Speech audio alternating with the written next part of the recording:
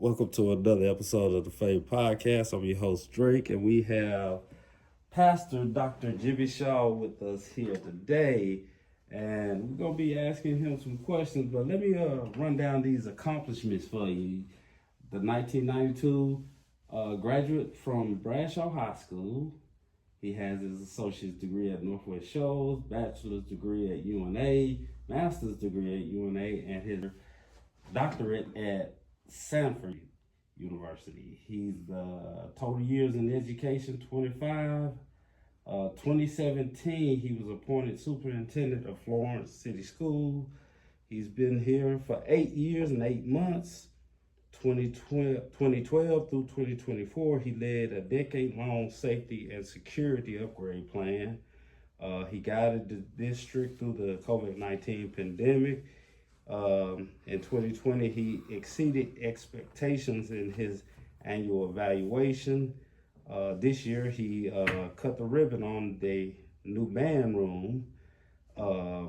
He's married to First Lady Felicia Shaw. They have 3 sons together, but last and certainly not least, he's a proud pastor of the First Missionary Baptist Church in Tuscumbia, Alabama.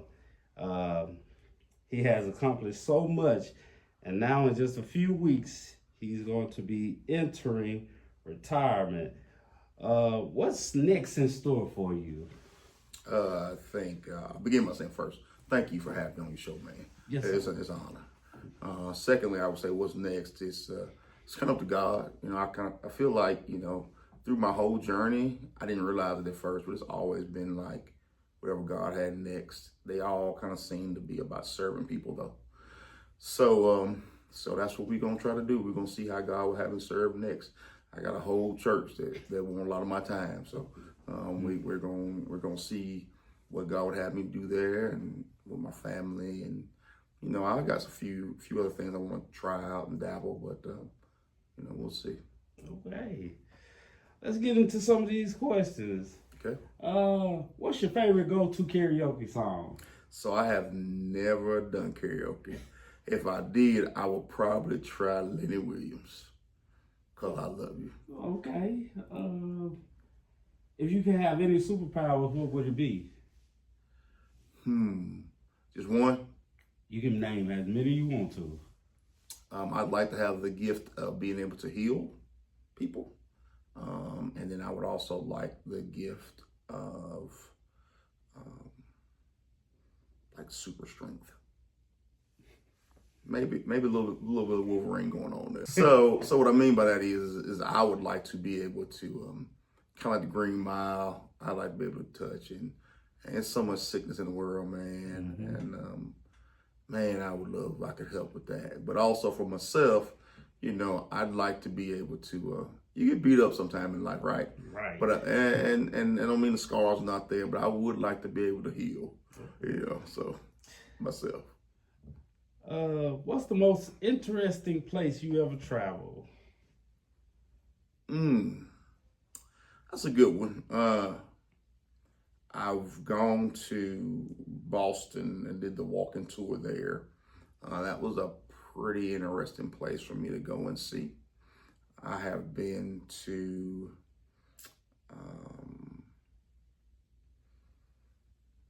where did we go last? We went out to San Diego, California, spent some time there. San Diego's weather was perfect. And what was kind of shocking about it is when it was cloudy, it was almost like people had a rain demeanor, like, oh, it's cloudy. It's like, wow. It was a fantastic place to go. And New Orleans, man, was just so historical when I went there. All right. What's your favorite board game? Monopoly. Another one is, I can't think of my man's name, but I bought this for my kids, and a guy named Robert Kiyosaki has a board game about assets and liabilities. And so that's been kind of our new thing we try to do together, but out without a doubt, Monopoly. What's your favorite book? I got a few. Of course, the Bible is a phenomenal book.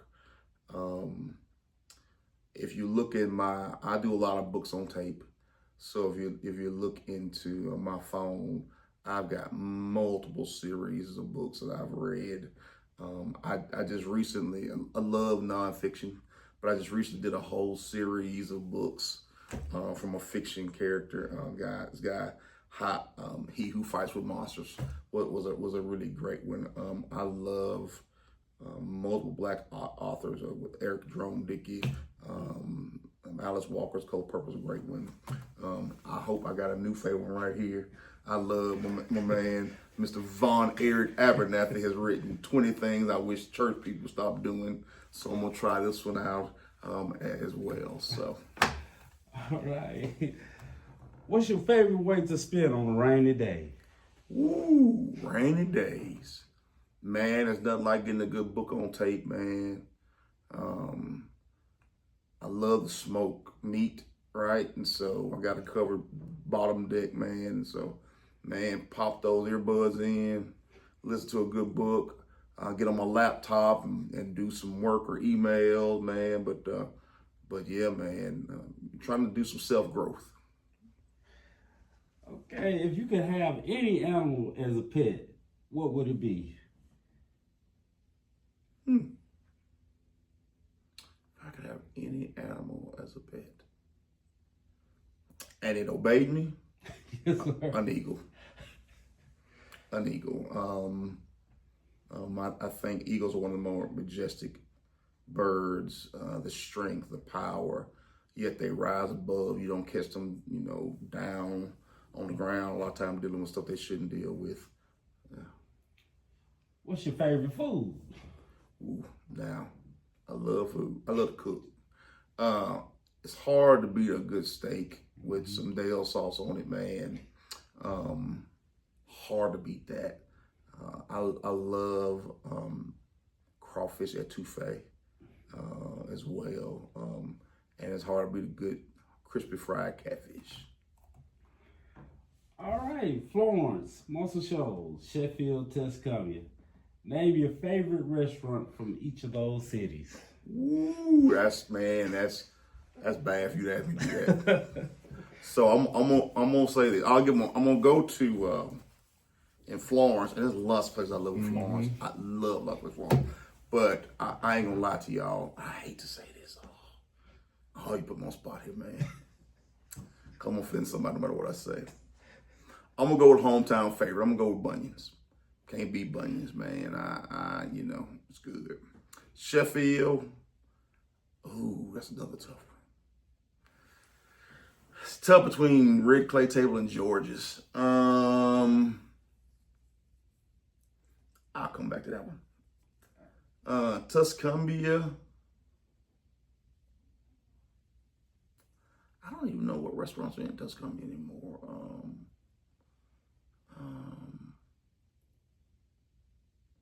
I don't know what restaurants are in Tuscumbia.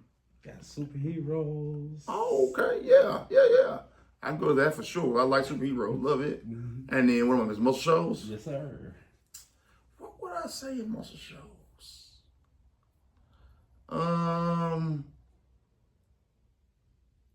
I'll go with Brooks Barbecue. I'll go with Brooks.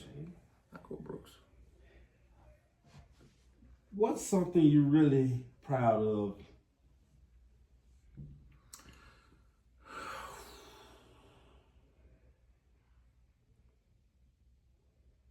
I don't always make the right decisions, okay?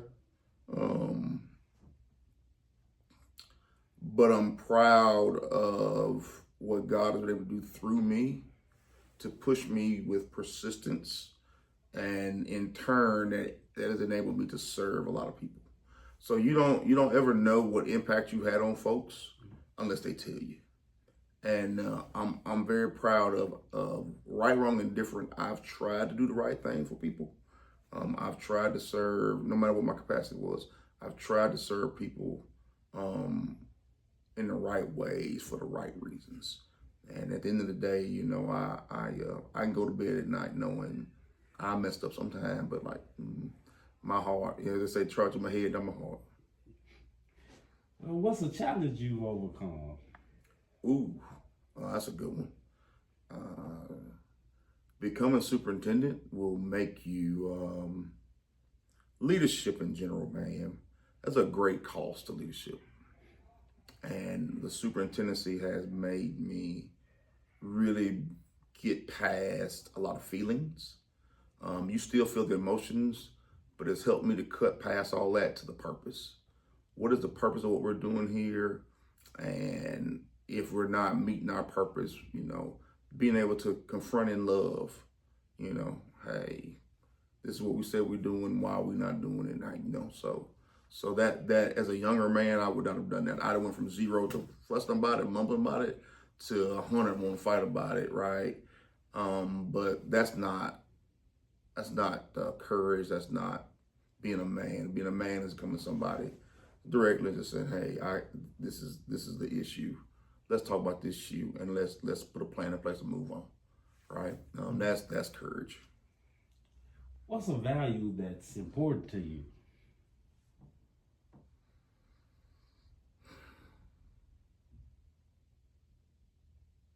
Love.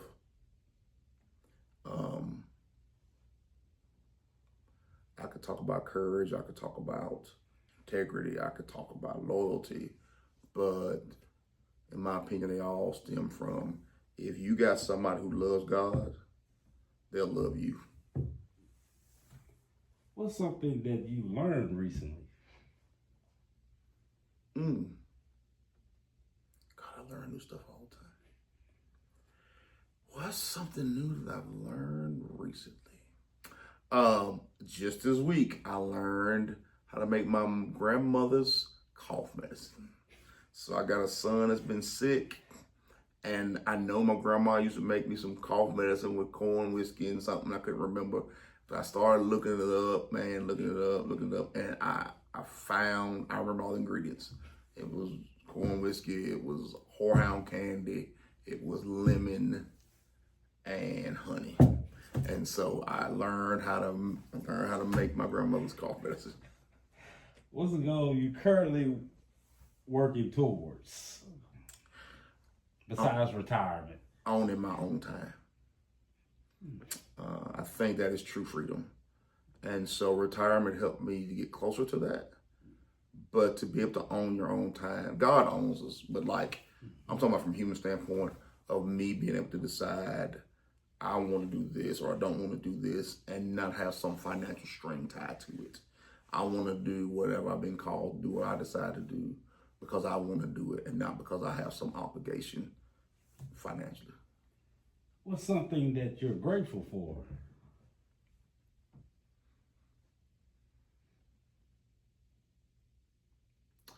People who tell me the truth, because not everybody does that. That's a rarity. What's your biggest strengths?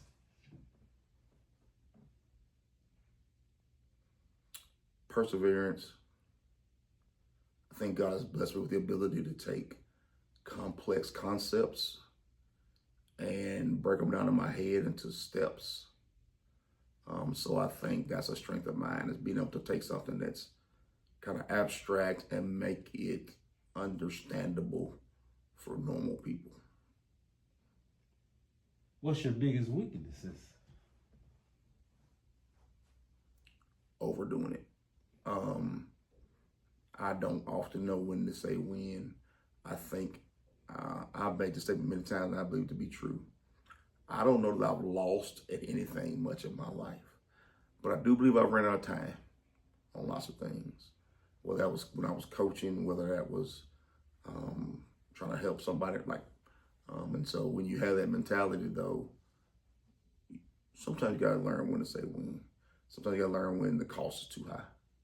But I don't always have that gauge, and that's why I'm glad to have people around me. Sometimes I'll say, "Hey, cuz, there you go." What motivates you at work? At work? Yes, sir. Success. I want to see other people be successful. I believe God put me in leadership for that reason. I believe that's why I was a teacher. That's why I was a coach. I think God put something in me to want to see other people be successful. One of my highs is when somebody that I've taught or I coach or I work with does something great. What's a skill you like to learn? to sing, or play the piano, or both. What's your favorite type of project to work on?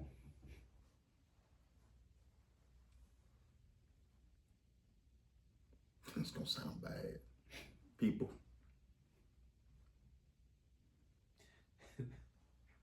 I know, man, and not. I know. Just let me clarify. It's not that people are broken. It is that when I believe when God puts somebody in your path, there's something that you're supposed to add to them. Mm-hmm. And so my favorite project is, can I see what I'm supposed to add? And do I have the faith and the courage to walk through all the stuff to do it? Like, I love to see other people be better. What's a piece of advice that has helped you in your career? There's no better job than the job you currently have. Be where your feet are. Don't worry about the next step. Don't worry about the next place. Don't worry about the next paycheck. Don't worry about the next promotion. Be where your feet are. The best job you have is the one that you have. We ran down a lot of your accomplishments. What is one of the accomplishments that you're most proud of? A few.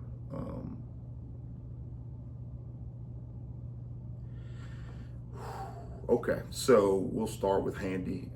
I was very, very proud that we were able to reopen Handy under our umbrella and redo that building, man, and serve. I was very proud that we were able to do some restoration work at Earl Slater and try to restore that gym. I'm very proud of the work we've done with coaching leaders here, because children are the core of what we do here.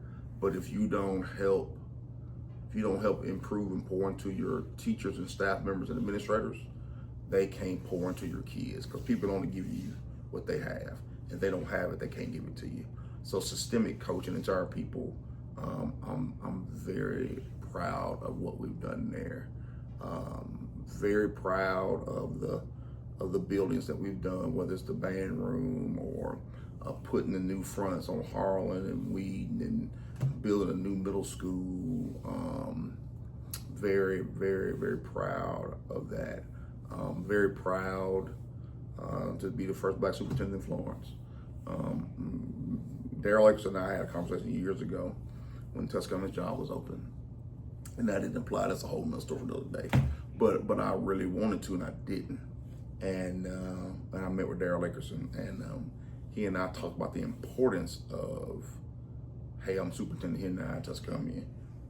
I got a lot to do, but one of the things I need to do is not sully my name, because if I sully my name, you'll have a hard time. And so, me coming here, trying to do what's right for kids, and trying to do it the right way. I got my critics, and everybody has their critics, right? But at the end of the day, coming here and striving every day to do the right things for the right reasons, the way God would have you do it. People have their own opinion about what'll happen here in the future and what won't happen here in the future. But what I will say is I pray that I left a legacy of service enough that the next young Black man, a Black woman, African American male, woman, Hispanic, whoever, like the next minority who says, hey, I want to get something a shot. Hey, I hope I have made my community proud of what I've done. What was the biggest challenge you faced, and how did you overcome it?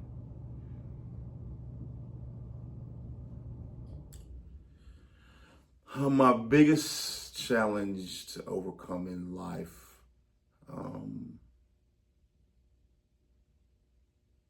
believing in myself through the context of God. I had to put aside in my head what I thought I could do, and I had to submit my will to what God would have me do. How has education changed during your career, and what changes stand out the most? I think education is under attack right now, more so than any time that I was growing up. I talked to a former student of mine Sunday night, ran into him in Walmart. And I don't want to get into all that conversation, but long story short was, he was talking about how even when he graduated, people talked about, we basically treat education now like it's a scam, like it's some kind of, right? And so we act as if these educators and these staff members who cook our children's food, who clean our buildings, who answer our phones, who manage our books, those people who do counseling in our schools, those people who come to protect your children, who coach your children, the administrators, like we act like they are coming corrupt, right? Like, listen, they're corrupt people in everything you do. They're corrupt systems in everywhere you are. But I'm also going to tell you this. Hey, man,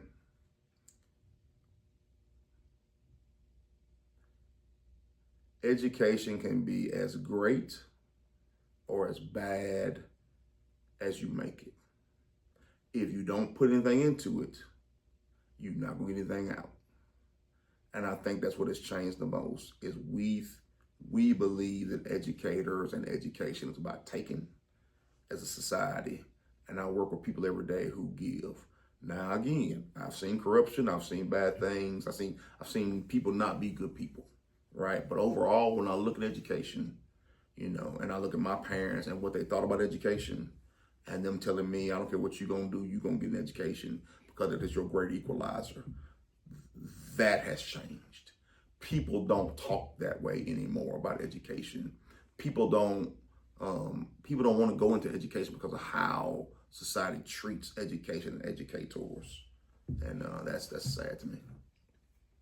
What advice would you give to the next superintendent? Do right by kids. There are lots of voices, lots of opinions, but whatever happens, God blessed you to sit in the seat. He's going to judge you, not what you did because of community pressure, not what you did for politics. God will judge you based on, did you do right and shepherd these sheep? Did you do right by the least of these? Did you do the right thing for kids? And people on the outside will not understand when you do things all the time. They will have criticism about why you did what you did, and you are this and you are that. Heap see, few know. Whole lot of people see it. Few know what and why and how. Do not be moved by anything other than what is right for students. What inspired you to pursue education? I took, you're going to open up something there. So I graduated high school in 92. I didn't graduate college until 2001. Yeah. I worked at TJ's manufacturer.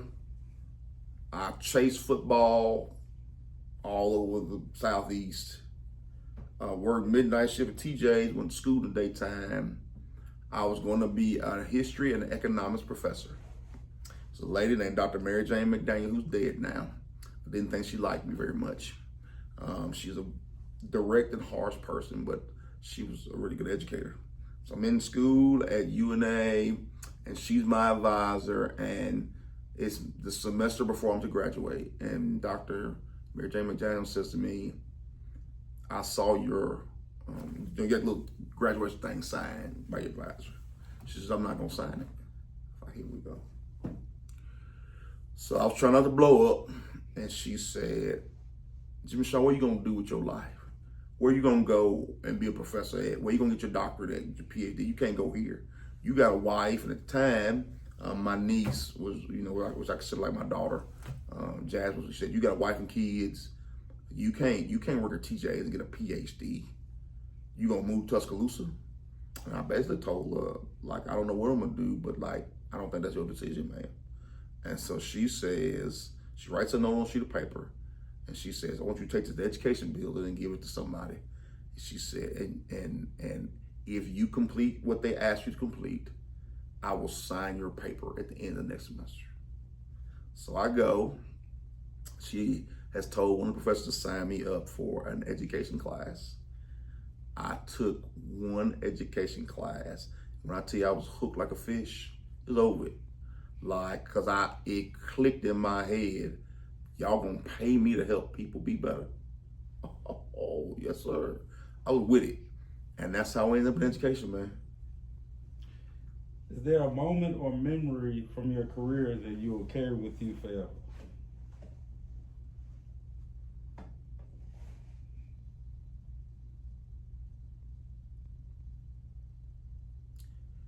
COVID, the good and the bad. The good and the bad.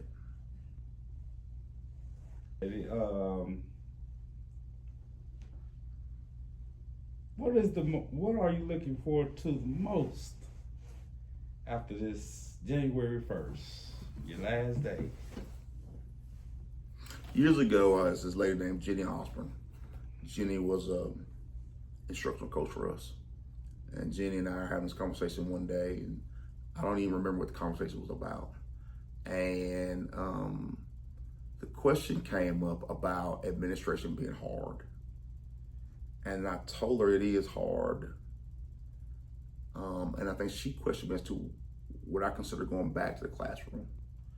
And I said, Jenny, Ms. Osborne, I'm gonna be honest with you, I've done that already. And I think I was good at it. I think I was a good teacher. I think I was a good coach.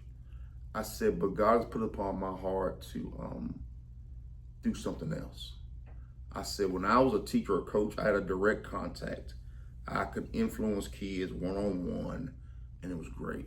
And then God moved me to an administrator, which meant I had to influence an adult to influence a child. And I said, I don't think God's called me to go backwards. There's nothing wrong with where I was, but I think God has equipped me to go higher. And as I went higher, there were more adults in between me and students. But my job was to equip the adults with finances that they need, resources that they needed, coaching that they needed, structures that they needed, policies and procedures that they needed, right? All to be able to influence the student. I recently heard a preacher say he was talking about the woman with the issue of blood, and at some point, Jesus asked her to come here, knowing that she was bent over and couldn't walk. Just like he asked the man with the withered hand to stretch out his hand. Just like he asked Lazarus to leave the grave and he was dead. I believe God calls us to the things that we think are impossible for his glory.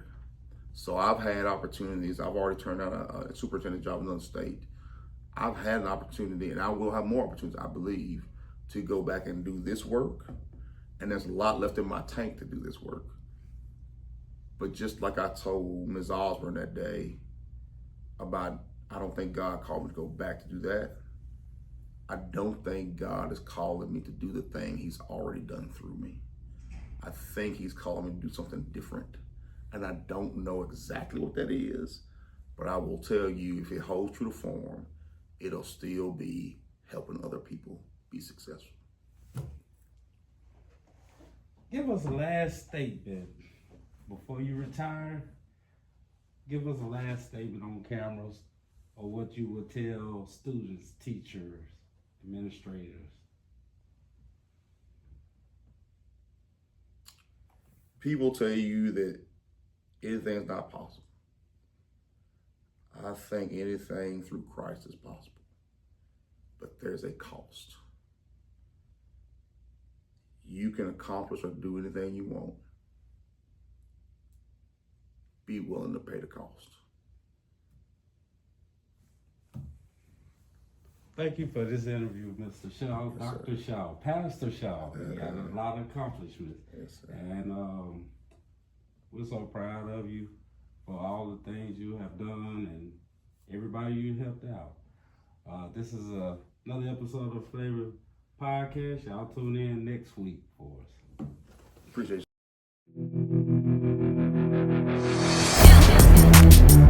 pod that brings the heat with every episode.